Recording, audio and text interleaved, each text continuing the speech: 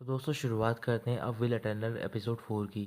शॉ में बाओ शॉन को पीक दिखा रहा होता है और उससे बोल रहा होता है कि मैंने पहली बार मास्टर ली को पनिश करते हुए देखा है। शायद तुमने कोई स्पेशल रूल ब्रेक किया है। बाओ शॉन बोल रहा होता है लेकिन अंकल ली ने मुझे अपने आप को एक बार भी एक्सप्लेन करने का मौका नहीं दिया। अंकल सुनकर शाओमी चौंक जाता है और उससे पूछ रहा होता है कि अंकल कौन है। बाओ शॉन बोल रहा होता है कि ये गलती से मेरे मुंह से निकल गया, मैं पीक मास्टर ली की बात कर रहा हूँ। शाओमे बोल रहा होता है कि अब तुम एक ऑफिशियल डिसिपल बन गए हो तो फिर तुम्हें अपने मेरिट्स पर ध्यान देना होगा और काफ़ी हार्ड वर्क करना होगा। हमारे पीक की एक खासियत है कि यहाँ पर जो भी एक्सपर्ट हैं वो कॉन्क्रीटिंग और रिफाइनिंग पिल्स में हैं। और जो दो पीक हैं साउथर्न साइड में सेक्ट की, उनमें से एक पीक का नाम है ग्रीन क्रेस्ट पीक और वो स्वॉर्ड पर फोकस करती है। और जो वॉयलेट कॉर्डन है वो स्पिरिचुअल आर्ट पर फोकस करती है। और उन दोनों पीक मास्टर की सारे लोग रिस्पेक्ट करते हैं, बट हमारे मास्टर की अलग बात है। जो हमारे यहाँ पे 4 मेजर सेक्ट हैं, उनमें 2 टॉप लेवल के रिफाइनिंग मास्टर हैं और उनमें से एक हमारे मास्टर हैं। इसके बाद वो बादशाह को लाइब्रेरी में ले जाता है। जब वो वहाँ पर पहुँचता है तो फिर लाइब्रेरी बहुत बड़ी होती है और वहाँ पर करीबन लाखों किताबें होती हैं। अगले कई हफ्तों तक बादशाह उस लाइब्रेरी में लगातार जाता है बुक पढ़ने के लिए। फिर एक दिन वहाँ पर कुछ स्टूडेंट होते हैं और वो वहाँ के लाइब्रेरियन से एक स्क्रिप्चर के बारे में पूछ रहे होते हैं, बट उस लाइब्रेरियन को नहीं पता होता कि वो स्क्रिप्चर कहाँ पे है। तो फिर बादशाह उसके पास जाता है और उसको बता रहा होता है कि तुम्हें सेकंड फ्लोर पे शेल्फ नंबर 30 में जाना है। जब वो डिसिपल वहाँ पर पहुँचता है तो फिर वो देखता है कि वो स्क्रिप्चर वहीं पर होता है। फिर और भी कई डिसिपल बायसचन के पास जाते हैं और उससे बुक्स के बारे में पूछ रहे होते हैं। ये सब देखकर यूनफे हैरान हो जाता है और वो बोल रहा होता है कि इतने कम टाइम में बायसचन ने यहाँ की सारी बुक्स कैसे याद कर ली। कुछ देर बाद बायसचन लाइब्रेरियन के पास एक स्क्रॉल ले जाता है और उससे बोल रहा होता है कि आप इस पर स्टैंप लगा दो क्योंकि ये मुझे ले जाना है। वो लाइब्रेरियन उसको देखने के बाद बोल रहा होता है कि इसमें जो टेक्निक है वो बहुत ही अच्छी है, बट इसे मास्टर करना बहुत ज़्यादा डिफिकल्ट है, इसमें बहुत ज़्यादा पेन का सामना करना पड़ता है। भाई सचन बोल रहा होता है कि मुझे कोई फ़र्क नहीं पड़ता है, बस आप सिर्फ इस पर स्टैंप लगा दो। फिर वो स्टैंप लगा देता है और वो स्क्रॉल लेकर वहाँ से चला जाता है। अगले दिन बाय सचन स्क्रॉल लेकर एक फॉरेस्ट में होता है और वहाँ पर कुछ फ्लावर्स ढूंढ रहा होता है। फिर वहाँ पर चैंक भी पहुँच जाता है और वो बाय सचन को देख लेता है। बाय सचन उसे देखकर भागना स्टार्ट कर देता है। आगे जाकर बायसचन जरूर पहुंचता है और वहाँ पर कई सारे डिसिपल होते हैं। फिर वो देखता है कि वहाँ पर रॉक के अलग अलग 10 पिलर होते हैं। बायसचन उनमें से एक पिलर में चला जाता है और उन सारे पिलरों को बोला जाता है 10 स्टेपल्स। शेंगफी वहाँ पर पहुँचता है और वो बायसचन को ढूंढ रहा होता है, बट वो उसे नहीं मिलता है।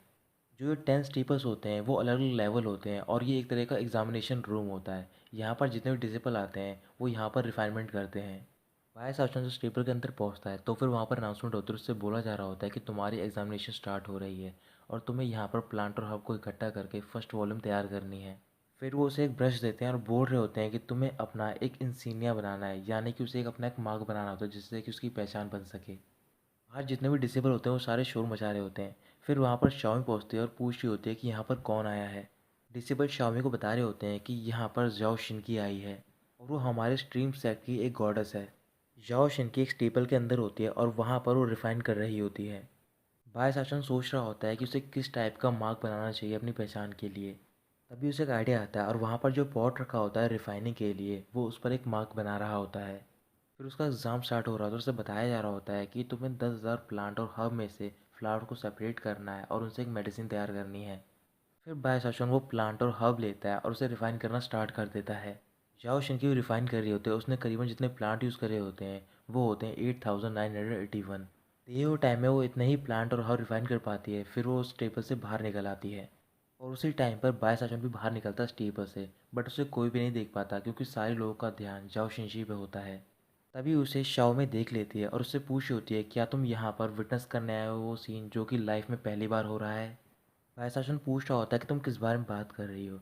तो फिर शाओमी बोल रही होती है कि जाओ शिनकी अभी एग्ज़ाम देने के लिए गई थी और वो हमारे सेक्टर की टॉप स्टूडेंट है। कहा जा रहा है कि पिछले 100 सालों में ये पहली स्टूडेंट है जो कि हमारे 10 के 10 ट्रिपल्स को टॉप करेगी। बायस अर्चन इमेजिन कर रहा होता है कि अगर उसने ये सारे स्टीपर्स टॉप कर दिए तो फिर जो उसकी रेपुटेशन होगी वो अच्छी हो जाएगी और वो काफ़ी फेमस हो जाएगा सेक्ट में। जब भी कोई डिसिपल स्टीपल को टॉप करता है तो फिर उस स्टीपल के ऊपर एक मार्क आने लग जाता है और ये मार्क उस डिसिपल का होता है जो कि उसने अपनी पहचान के लिए दिया होता है। सारे डिसिपल शोर मचा रहे होते हैं क्योंकि जो जय शिनकी का मार्क होता है वो एक एक करके सारे स्टीपल पे शो हो रहा होता है। अचानक से वो सारे डिसेबल चुप हो जाते हैं और वो बोल रहे होते हैं कि अभी तक कोई अनाउंसमेंट क्यों नहीं हुई। तभी वो स्टूडेंट देखते हैं कि एक स्टीपर पर जाओ शिनकी का मार्क नहीं होता बल्कि वहाँ पर एक टर्टल का मार्क होता है। इधर पवेलियन में पीक मास्टर आपस में बात कर रहे होते हैं। मी शियांग ली क्वांग से बोल रही होती है कि मैं जेलस फील कर रही हूँ क्योंकि तुम्हारे पास ऐसे स्टूडेंट है जो कि बहुत ज़्यादा ब्रिलियंट है। ली क्वांग बोल रहा होता है कि ऐसा कुछ भी नहीं है, उसकी जो पर्सनैलिटी है वो काफ़ी काम है और मुझे नहीं पता था कि वो इतनी मेहनत करके यहाँ तक पहुँच जाएगी। जाओ शिनकी वो टर्टल का मार्क देखने के बाद उस टेबल में जाती है जहाँ पर वो टर्टल का मार्क होता है। अंदर पहुँचते ही वो एग्ज़ाम देना स्टार्ट कर देती है। फिर कुछ देर बाद जब वो बाहर आती है तो फिर उसने करीबन 8,000 से ज़्यादा प्लांट का यूज़ किया होता है रिफ़ाइन करने में। बट वो देखकर हैरान होती है क्योंकि वहाँ पर अभी भी टर्टल का मार्क होता है। शाओमे बासचन से बोल रही होती है कि ये जो टर्टल है बहुत ज़्यादा पावरफुल है क्योंकि जाओ शिनकी भी इसे नहीं हरा पाई है। बासचन बोल रहा होता है कि उसे 9,000 से भी ज़्यादा प्लांट का यूज़ करना होगा तभी वो जीत पाएगी। शाओमी पूछ रही होती है कि तुम्हें कैसे पता, तो फिर बासचन बोलता है कि मैंने गेस किया है। फिर 7 दिनों तक जाओ शिनकी उस ट्रिपल में जाती है चैलेंज करने के लिए, बट वो एक बार भी उस टर्टल को नहीं हरा पाती है। सेक्ट में ये टर्टल एक हॉट टॉपिक बन जाता है, सारे लोग इसी के बारे में बात कर रहे होते हैं।